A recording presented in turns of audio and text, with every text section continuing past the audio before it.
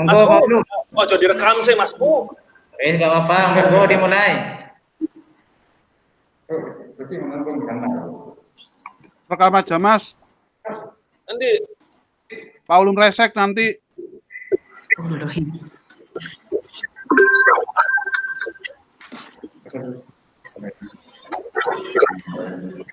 Man, iso gak, Man?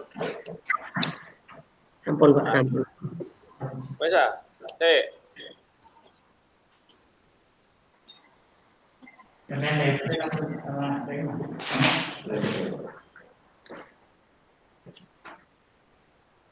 Sudah. Assalamualaikum. Loh. Waalaikumsalam. Oh ya. Oke, baik dimulai ya.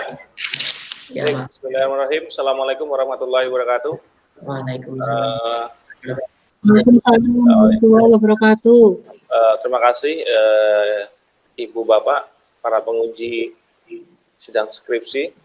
Pada siang kali ini kita akan menguji skripsi dari Saudara Lukman Hardianto dengan judul Rancang Bangun Prototipe Mobil Tanpa Awak berdasarkan merekat jalan dengan metode deteksi garis, gitu ya.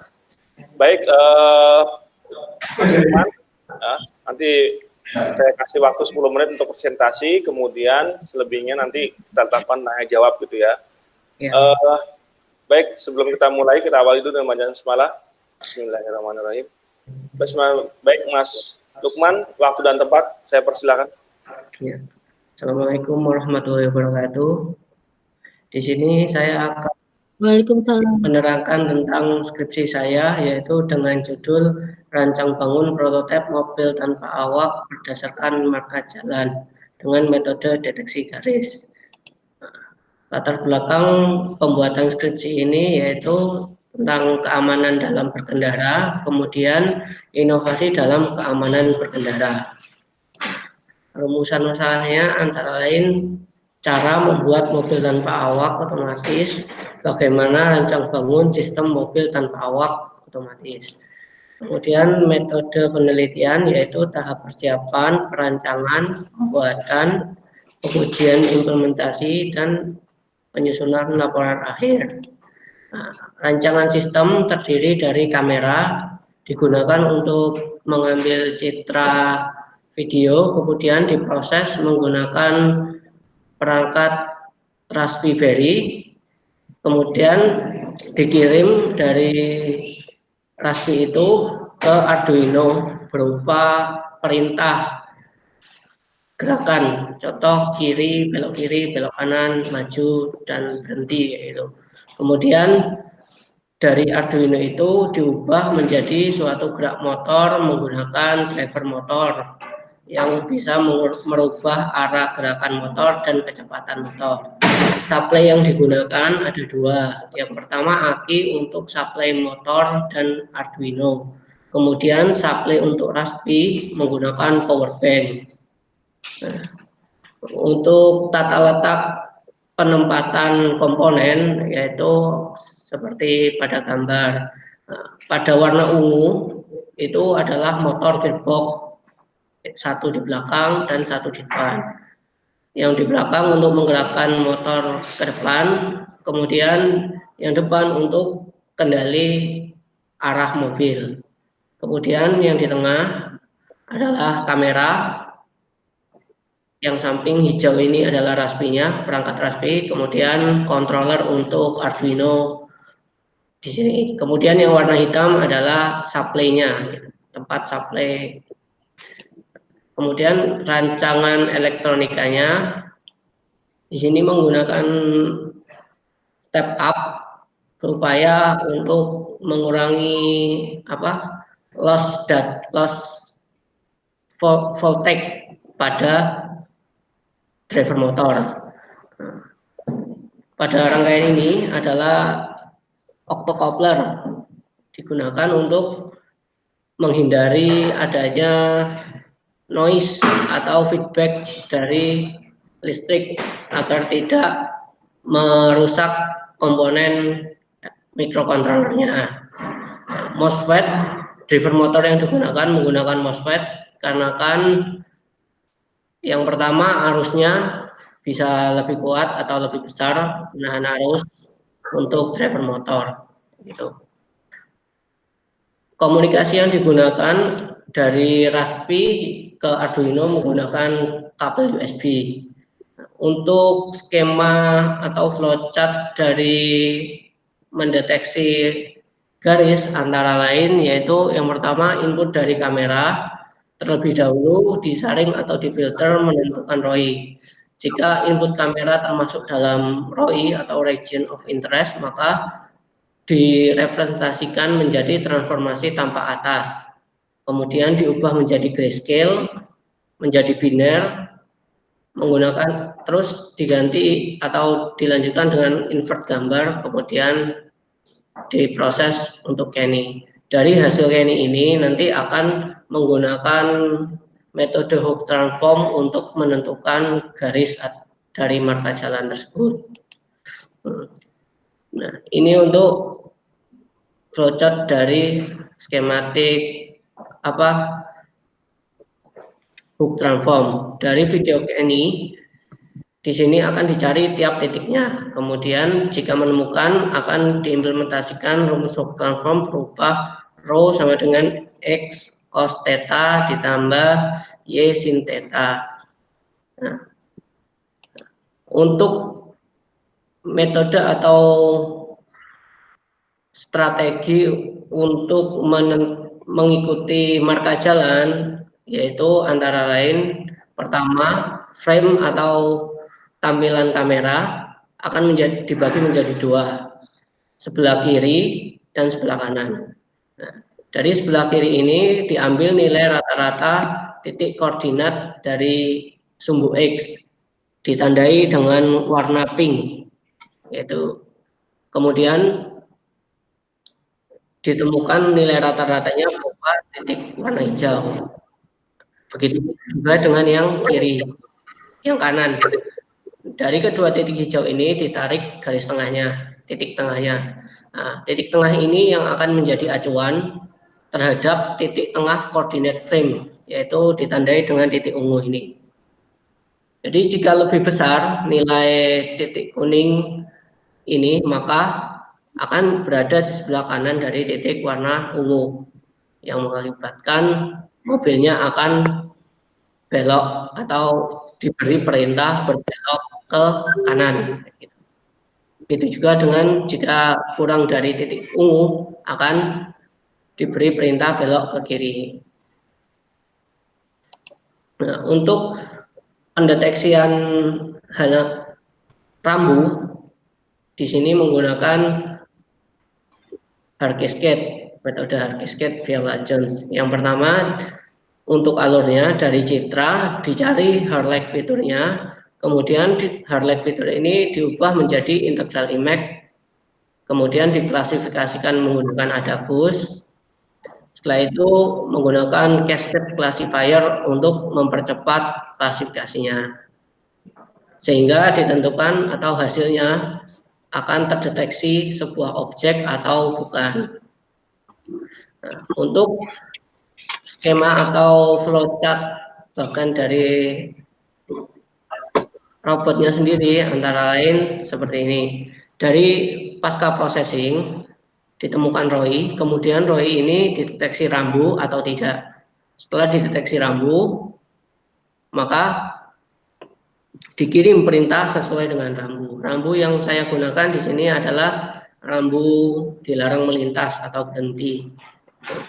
Kemudian jika tidak ditemukan adanya rambu, maka dikirim perintah deteksi marka jalan. Setelah di sini terdeteksi atau tidak marka jalan tersebut, jika terdeteksi, maka kalkulasi dari yang tadi, strategi dari koordinat titik tengah itu. Kemudian dikirim perintah mengikuti jalan, yaitu belok kiri atau belok kanan. Jika tidak diterima, maka dikirim perintah berhenti. Untuk hasil penelitian dari deteksi marka jalan, di sini menggunakan 20 sampel menggunakan untuk perhitungan akurasinya menggunakan confusion metric, di mana marka jalan dicari 20 sampel. Status yang sebenarnya atau input yang sebenarnya adalah marka jalan, kemudian dideteksi marka jalan dan tidak marka jalan dengan nilai atau klasifikasian sebagai berikut. Dari nilai positif true ada 8, dengan false positif 9, true negatif 2, dan false negatif 1. Ditemukan akurasi dari sistem yang telah dibuat adalah 0,45 atau 45%. Untuk nilai deteksi rambu di sini menggunakan 2 parameter, yaitu scale factor. Scale factor ini adalah skala dari gambar training dengan skala yang akan digunakan. Jadi semakin besar skalanya, semakin besar deteksi yang diberikan atau input yang diberikan itu semakin besar. Kemudian min neighbor ini adalah batas samping atau batas deteksinya. Jadi jika semakin kecil, deteksi itu akan semakin deteksi dengan objeknya. Kemudian untuk uji respon motor ini menggunakan 2 parameter, yaitu motor belakang dan motor depan. Kombinasinya yang didapatkan adalah 16% dari kecepatan motor belakang dan 33% kecepatan motor depan. Demikian presentasi dari saya. Mungkin ada yang ditanyakan. Oke, terima kasih Mas Lukman. Ya. Baik, Bapak Ibu penguji, monggo ada yang mau ditanyakan dari Pak Budiana? Mungkin. Monggo yang lain dulu aja. Ya, Pak Ubed.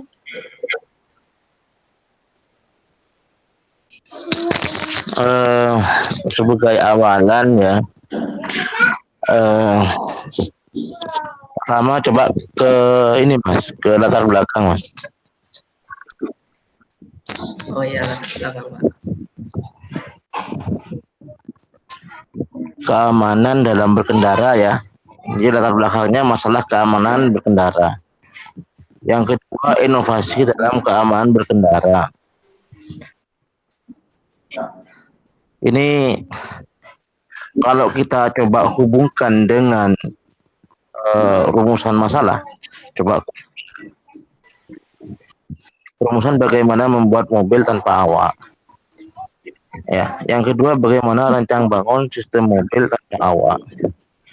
Jadi yang menjadi catatan saya antara latar belakang dengan rumusan atau tujuan ini sepertinya tidak sinkron. Ketika latar belakangnya adalah masalah tentang keamanan, kira-kira rumusan kok tahu-tahu rumusannya itu tentang bagaimana membuat mobil tanpa awak. Kan seharusnya secara logika ketika latar belakang Anda menyebutkan ada masalah tentang keamanan, maka nanti rumusan masalah atau tujuan itu adalah untuk menjawab latar belakangan, begitu ya? Ya. Ya. Bagaimana Anda menjelaskan ini?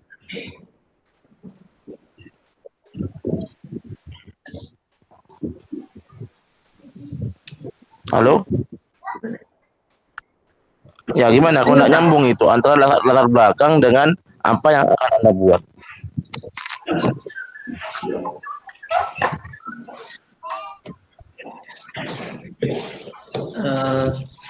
Ini Pak, untuk yang latar belakang kan keamanan ya Pak? Ya.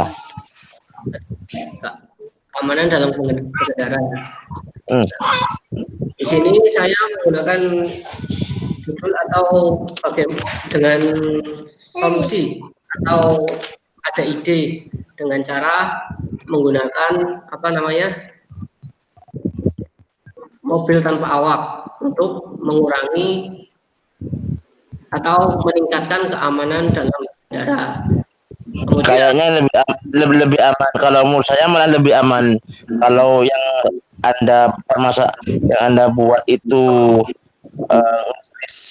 garis sama marka itu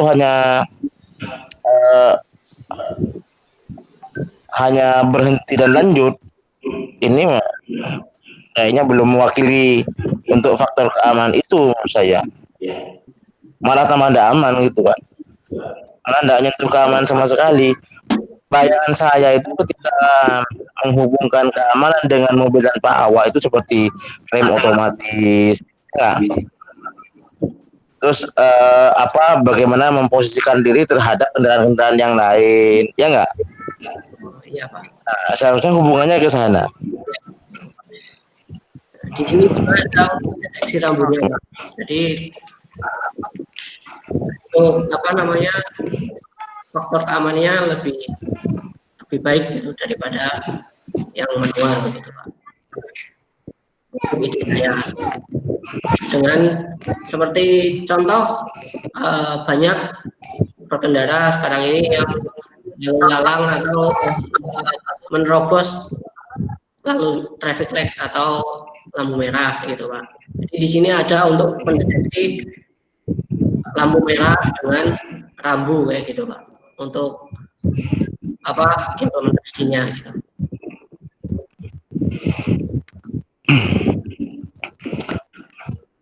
Jadi kalau menurut hemat saya ini memang harus diubah. Ya, jadi kalau saya mau dipikir bola balik juga kayaknya bakal tidak nyambung apa yang Anda buat dengan masalah keamanan itu ya, keamanan kendaraan itu ya. Sehingga harusnya nanti revisi pertama dari saya, Ya.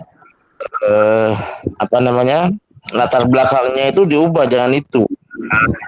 Sesuaikan kiranya nanti nyambung dengan rumusan masalah ini. Paham ya? Iya Pak. Oke, itu yang pertama. Yang kedua, di rumusan masalah Anda menyebutkan bagaimana cara membuat mobil tanpa awak otomatis. Satu, membuat mobil tanpa awak otomatis. Yang kedua, bagaimana tentang bangun sistem mobil tanpa awak otomatis. Kayaknya ini mirip atau bisa disatukan saja ya. Iya, Dua, bukan dua, sebenarnya ya sama saja. Kalau ketika mau membuat mobil ya start sistemnya gitu kan ya. Oh iya. Ya, di ini. Dan kemudian ketika enggak terlalu luas gitu ya. Enggak terlalu luas. Ketika di judul itu Anda menyebutkan coba kembali ke judul mana?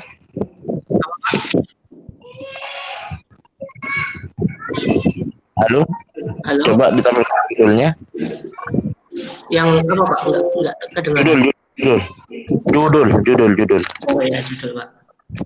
Rancang bangun prototipe mobil tanpa awak berdasarkan marka jalan dengan metode deteksi garis.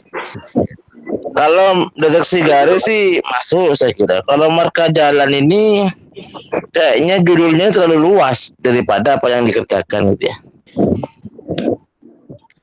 Karena kalau saya membayangkan marka jalan itu, ini kalau yang Anda maksudkan marka jalan itu kayaknya ini deh,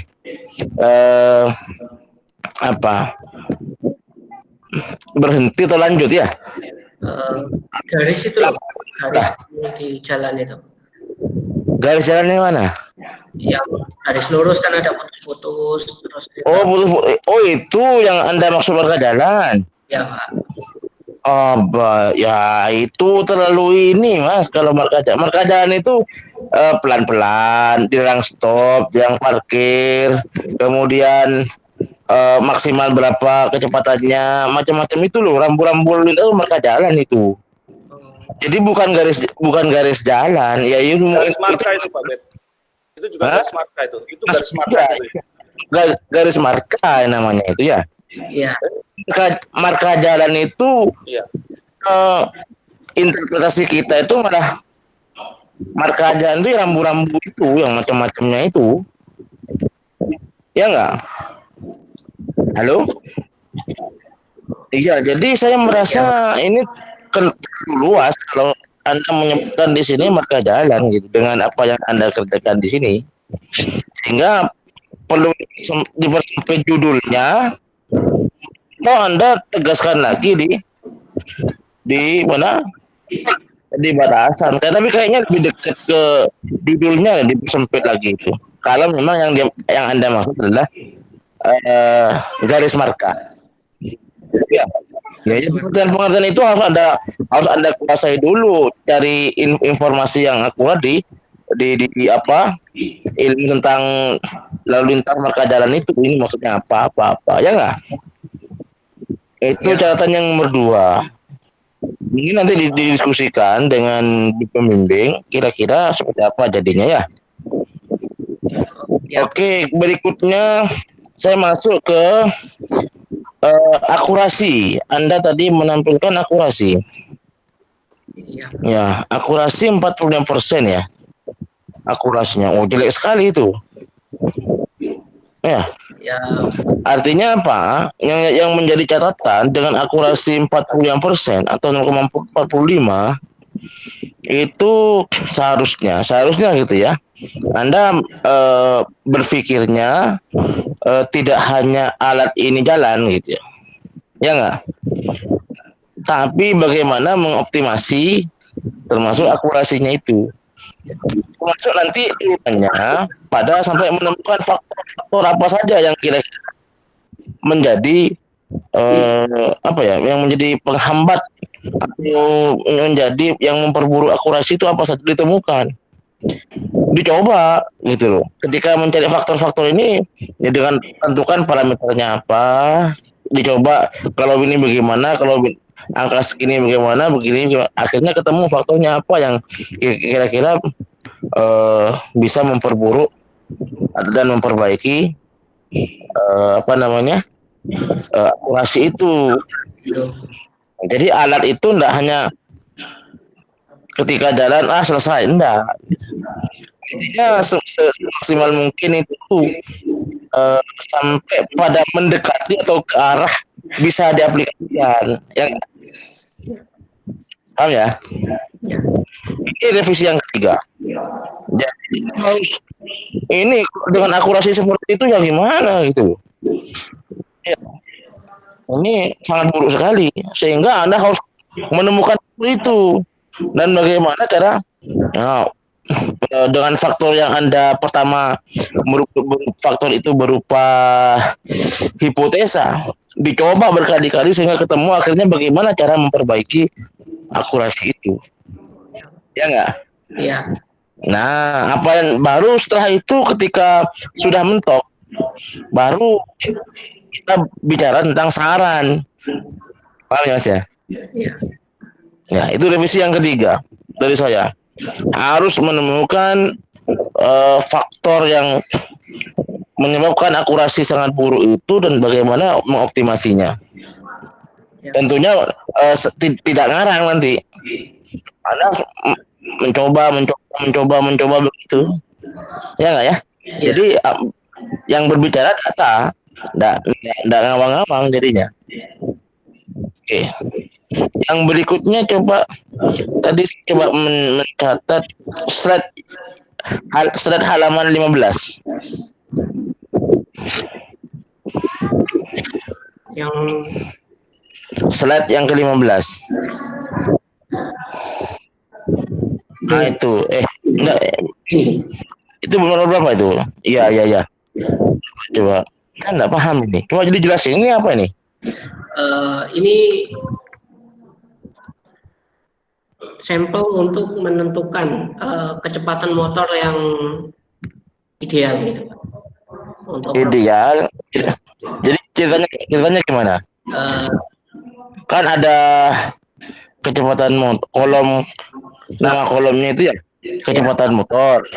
Terus ada nama kolom apa tuh? respon robot Ya, mengikuti marka jalan. jalan. Ya, Itu nama inilah kecepatannya. kecepatan. Motor kok Eh, ini maksudnya kolom kok ada berapa kolom itu? ya, Kecepatan motor. ya, kecepatan motor ini diambil kombinasinya, Pak. Ada subkolom motor depan. Kecepatan motor itu satuannya persen. Maksudnya gimana ini? Makanya saya nanya itu apa itu? Tidak paham saya. Ini dibuat persen, Pak, untuk satuannya. Nah, itu gimana? Kok bisa dapat 25%, 5% itu gimana? Dibuat sampel, Pak. Jadi ya contoh ini kan ada 2 motor atau 2 variabel motor kan, Pak, ya, Pak. Ya. Belakang sama motor depan. Nah, motor belakang itu dibuat 3 variabel, lambat, sedang, cepat. Nah, 25% itu mengikuti atau mewakili lambat itu, Pak. Kemudian 20% itu mengikuti kecepatan sedang gitu, Pak. Dari kecepatan maksimal motor gitu, Pak. Mending Anda tampilkan jangan persen seperti itu. Oh. Kalau lambat aja gitu. Ya. 25% kok hubungan dengan kecepatan yuk gimana? Kecepatan kok 25%. Kecepatan itu kan biasanya RPM ya nggak biasanya Ya, atau meter per sekon atau apalah. Ya. Satuan lintasan per waktu. Jadi ini nanti diubah itu, Pak. Satuannya 8%. Gitu. Maksud Anda itu 25% itu maksudnya kecepatannya ya? Iya, kecepatan 25%. Kecepatannya lambat.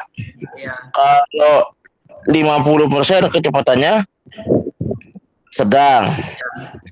76% kecepatannya cepat. Kenapa kalau cepat tidak 100%?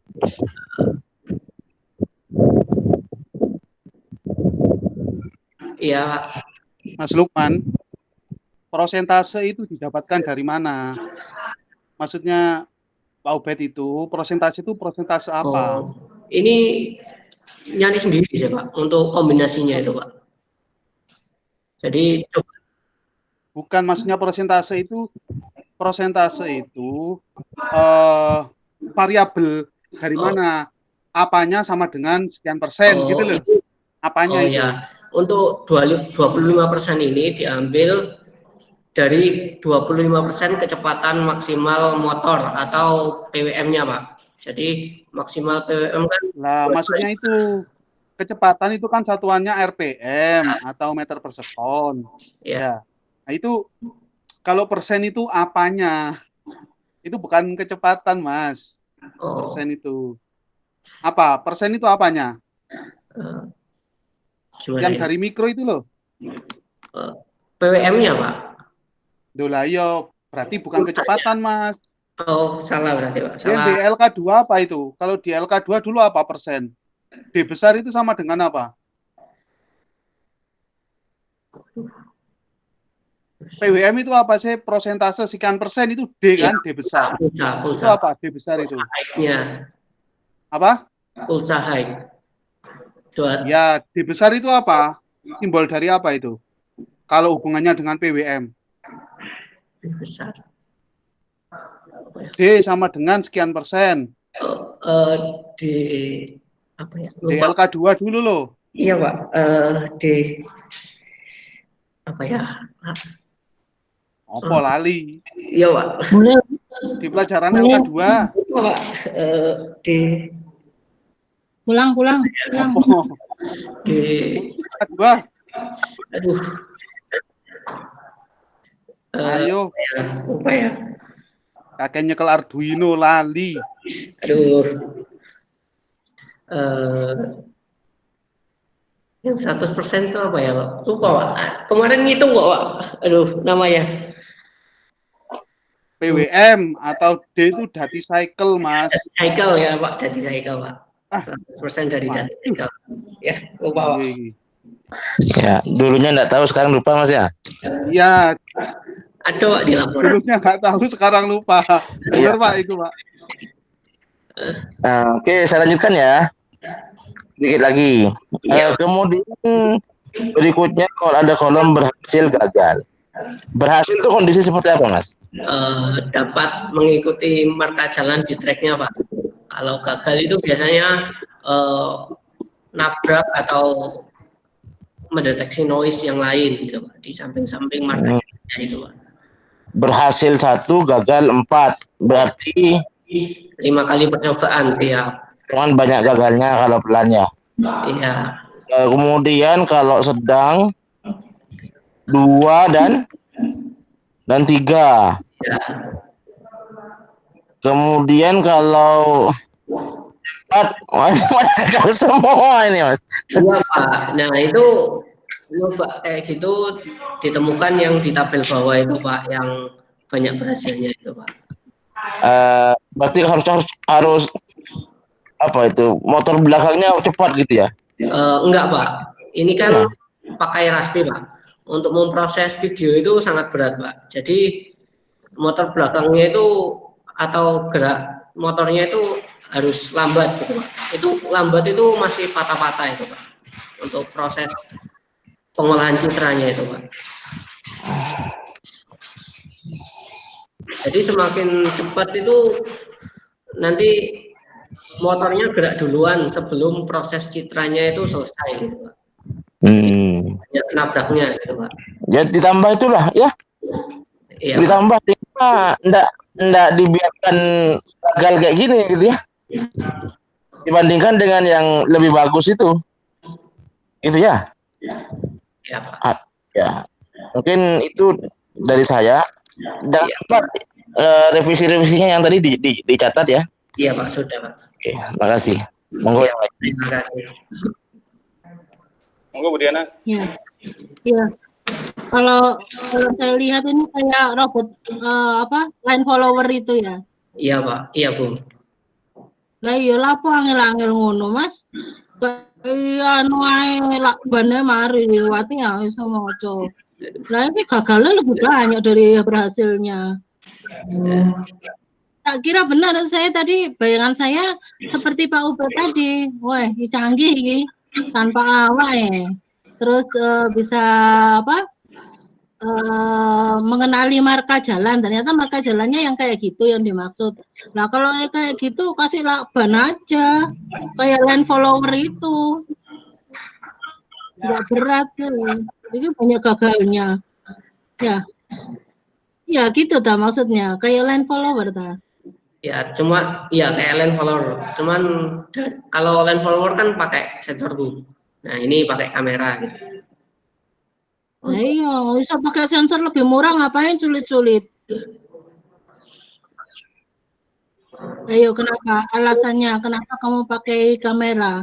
Nah, yang pertama untuk sensor untuk land follower kan biasanya pakai ini LDR atau sensor cahaya itu untuk mendeteksinya. Nah, untuk implementasi di jalan raya itu banyak noise-nya Bu untuk pakai itu. Nah, itu makanya pemikiran saya memakai kamera itu lebih, yang pertama bisa mendeteksi marka jalannya, garis jalan. Kedua bisa untuk mendeteksi rambu-rambu jalan yang lain gitu. Misalnya rambu-rambu jalan yang lain misalnya apa? Yang di sini yang digunakan untuk skripsi saya itu 2, traffic light sama rambu dilarang melintas gitu. Tuh, oh, dilarang melintas. Traffic light, apa itu yang traffic light gimana? Untuk yang traffic light itu memakai ini Bu, HSV, color filtering. Jadi seleksi warna untuk mendeteksi warna merah, kuning dan hijau gitu. Kameranya berarti taruh di mana? Kameranya taruh di sini Bu, di sini di tengahnya mobil ini dengan ketinggian sekitar 50-60 cm gitu. Terus dia membaca garis, ya. Ya, jadi nanti dipisah framenya atau area kerjanya. Untuk yang bawah itu untuk marka jalan saja, untuk yang atas itu mendeteksi rambu-rambu yang lain. Gitu. Contohnya traffic light sama rambu dilarang melintas itu, Bu. Dilarang melintas itu yang kayak apa ya? Yang Mana? trip samping itu, Bu. Gimana ya? Ya, rambunya kayak gini, Bu.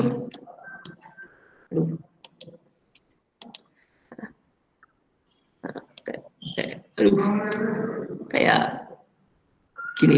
Nah, ini yang merah. Dilarang masuk itu ah. Ya, dilarang masuk, dilarang melintas gitu. Oh. Gimana cara mendeteksi? Kamu pakai apa? Metode apa itu? Nah, untuk mendeteksi apa rambunya itu menggunakan harkesket, Bu. Viola Jones. Yang mana? Yang ini, Bu.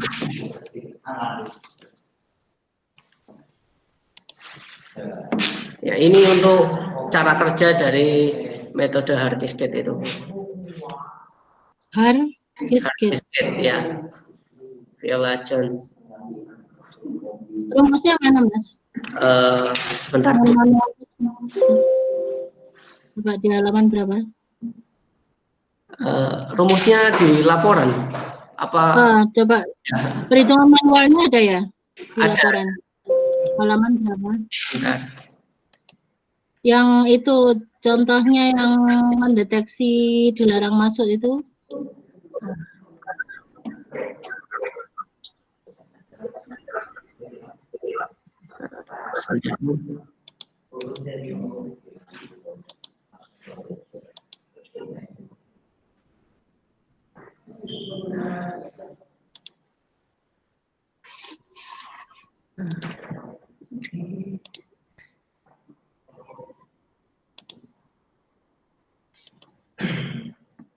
Saya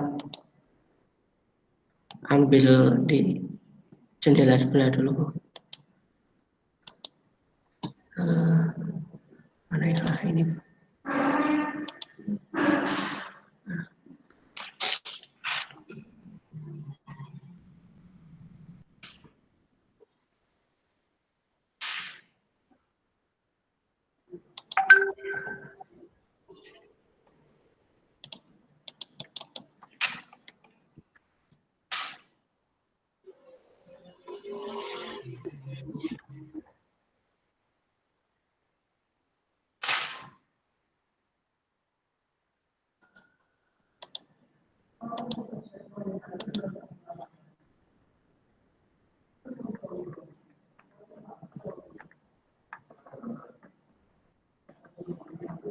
Nah, ini, Bu. Yang pertama kan untuk highlight fiturnya itu kan dicari menggunakan, contohnya ini adalah sebuah citra itu. Nah, ini kotak kecil itu untuk scannernya. Jadi dia bergerak dari arah kiri terus ke bawah sampai menuju yang paling besar atau yang terakhir gitu. Yang kedua, menentukan highlight fiturnya. Ada beberapa highlight fitur, yaitu ada 5 ini. Nah, untuk menentukan nilainya itu dari integral IMAX ini untuk mempercepat perhitungan nilai highlight fitur yang seperti ini itu nilainya berapa gitu. Nah, menggunakan rumus ini. Nah, untuk perhitungannya seperti contoh pada gambar ini.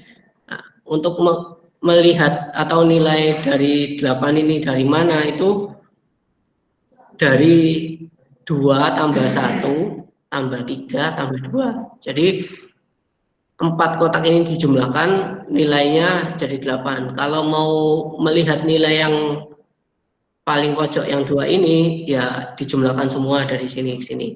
Untuk contohnya seperti ini. Nah, pada kolom X dan Y bernilai 1. Berarti yang ini. Oh, ini teori ya? Iya. Ini teori. Ya, teori. Yang itu prakteknya yang real yang kamu mana? Hitungan manualnya di bab 4 ya? Pakai library, Bu, untuk klasifikasinya itu, Bu. Jadi coba di bab 4-nya ada nggak? Apa, Bu? Di bab 4 perhitungan manualnya. Nggak ada, Bu, untuk yang di bab 4. Tuh, lah terus buat apa kamu nuliskan rumus di situ?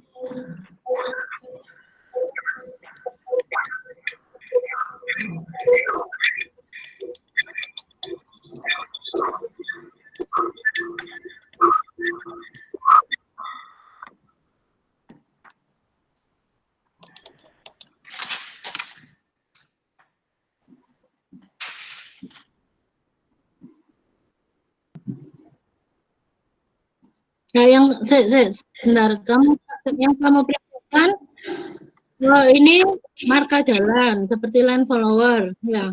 Kemudian yang kedua ada mendeteksi apa? Lampu merah. Ya.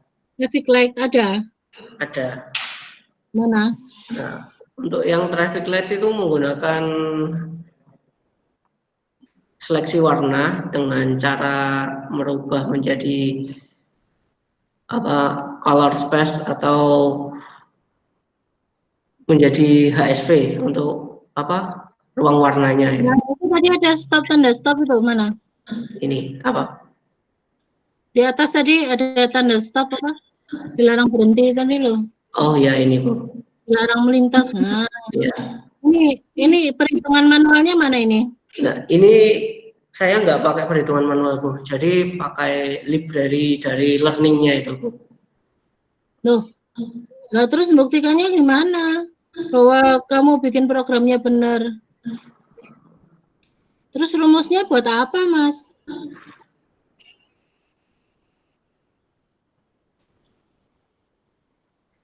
Sulapan. Ya. Hah? Itu yang saya maksud. Oh. Saya maksud itu. Saya mau pembuktian manual, ya perhitungannya gimana? Bahwa dia benar-benar bisa membaca itu dengan teorimu yang tadi di bab 2 yang kamu ceritakan ke saya, ada rumusnya ini ya. Kemudian yang traffic light juga kamu ambil sampel lah satu perhitungan manualnya ya. Ya, ditambah perhitungan manual berarti Bu untuk tiap metodenya. Perhitungan manual traffic light, kemudian dilarang melintas ini sama yang apa kayak lane follower tadi itu. Ya Bu, siap Bu. Ya. Iya. Jadi nggak sulapan kayak gini. Oh. Kan modelnya kan sulapan. Kan kamu bukan elektrosulap toh? Iya Bu, siap Bu. Iya. Berarti itu dengan metode terdeteksi itu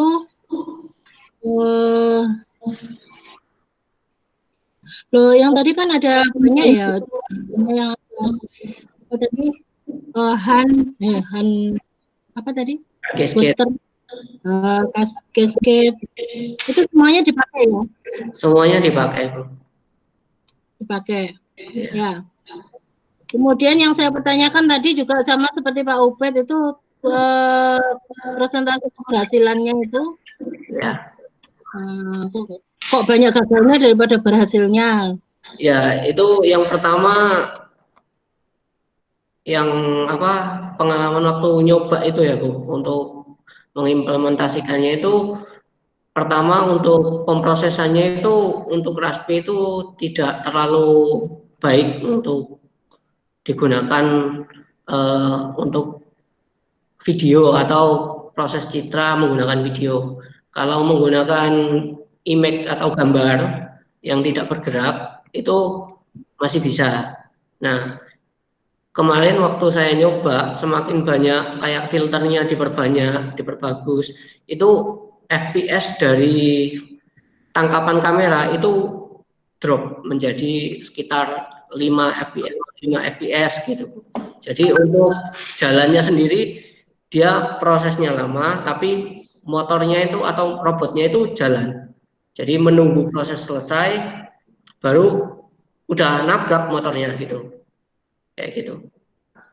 Jadi agak susah untuk menaikkan apa akurasi dengan apa filter yang semakin diperbagus atau diperbaiki filternya gitu. Berarti tambah merugikan ya pakai Raspberry. Nah, kamu kenapa pakai Raspberry? Apa Bu?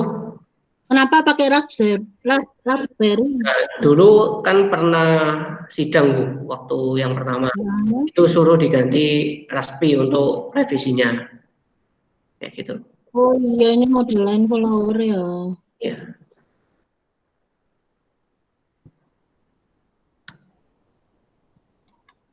Terus itu aja revisi saya ya. Oh, iya Bu, siap Bu. Pak Ulum, sampun Pak Ulum. Oke, Pak Vicky. Oke, Pak, siap. Tambahan? Saya cuma menambahkan revisinya, silakan dikerjakan Mas Lukman. Tadi ada yang dari Budiana mungkin perhitungan sampai coba ngitung beberapa piksel ya. Beberapa piksel secara manual sampai bandingkan antara yang menggunakan library dengan hasil berapa, manual dengan hasil berapa. Ya. Biar tangan sampai juga nggak kaku. Maksudnya nggak kaku, suwe gak nulis, cuma memanfaatkan library atau program, suwe gak nulis, sampai nulis manual. Ya. Dioret-oret, habis itu diketik. Siap? Siap, Pak. Oke. Gak siap dioret wonge. Gak siap dioret-oret wonge.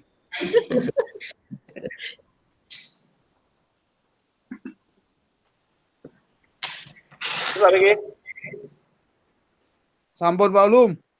Oke, Mas Lukman, cukup Mas Lukman, sampai keluar dulu ya. Iya, Pak. Jangan jauh-jauh. Iya. Terima kasih, Pak. Ya.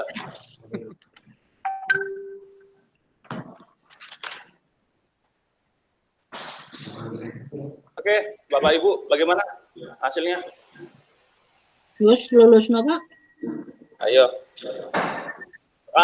Sebenarnya dulu dicoba di jalan raya di mana di jalur Suramadu itu kendalanya banyak kendaraan gitu loh.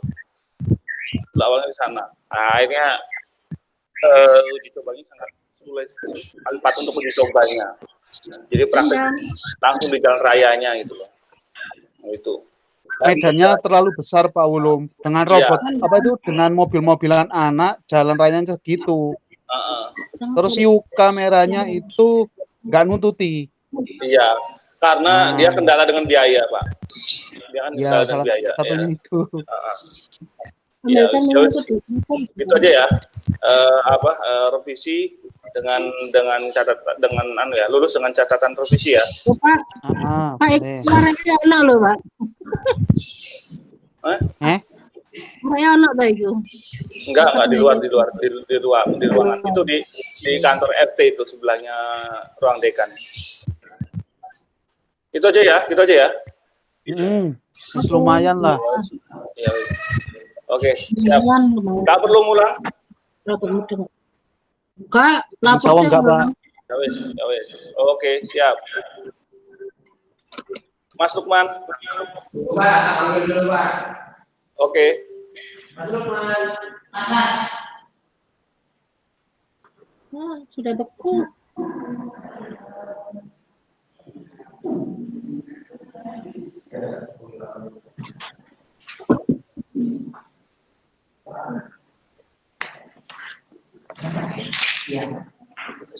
Oke Mas Lukman, ini ditutup Mas Lukman, layarnya Mas Lukman. Oh iya Pak. Oke, baik Mas Lukman. Dari hasil ujian sidang skripsi kali ini, ya kan, kamu sebenarnya baik revisiannya, ya kan, apa yang disampaikan Pak Ubed, dari judul sampai akhir mungkin ada miskomunikasi ya, kurang nyambung sedikit ya. Kemudian hasil pengukurannya juga nggak maksimal gitu ya. Harusnya kamu sebutkan kendala-kendalanya, karena memang mobil kamu dibuat nggak sesuai dengan spek jalan rayanya gitu kan ya. Nah itu saya lihat juga masih uji cobanya masih dengan menggunakan lakban dengan pakai banner begitu kan ya. Ini nggak sesuai gitu ya. Terus seharusnya mobilnya mobil asli Pak Ulum. Iya. Mobil temenan Avanza ngono loh. Iya, Patrodi. Gitu Mas Lukman ya. Tolong diperbaiki revisiannya. Kamu alhamdulillah selamat dinyatakan lulus gitu ya. Alhamdulillah Pak. Ya, segera diperbaiki revisiannya, dihubungin dosen-dosen pembimbingnya dan pengujinya ya. Iya Pak. Kemudian saya minta mobil-mobilannya itu ya jangan pakai kayu kameranya itu. Masa pakai kayu kayak ngono? Oh, tiangnya itu Pak. Iya, harusnya nggak ada seperti itu gitu loh. Ya, oke. Ya, gitu aja. Terima kasih Mas Lukman, terima kasih Bapak Ibu penguji dan pembimbing. Dari saya cukup sekian. Ya, Wassalamualaikum warahmatullahi wabarakatuh. Waalaikumsalam warahmatullahi wabarakatuh. Waalaikumsalam. Ini Mas UU, ya panggil Mas UU. oh ya. Ya Pak, siapa? Ya Mas Olil, makasih banyak ya. Ya sama-sama Pak. Ya, salam sama istri. Iya Pak, jangan bilang sama suami Pak ya.